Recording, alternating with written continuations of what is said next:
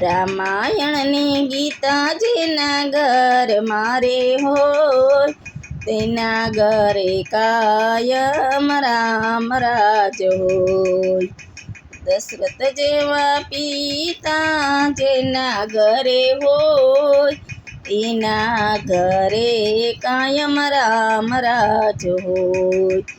રામાયણની ગીતા જેના ઘર મારે હોય તેના ઘરે કાયમ રામ રાજ્ય હોય। કૌશલ્યા જેવા જેના ઘરે માતાજી હોય તેના ઘરે કાયમ સત્સંગ હોય।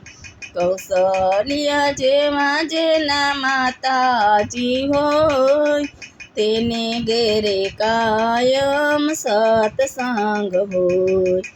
રામાયણની ગીતા જેના ઘર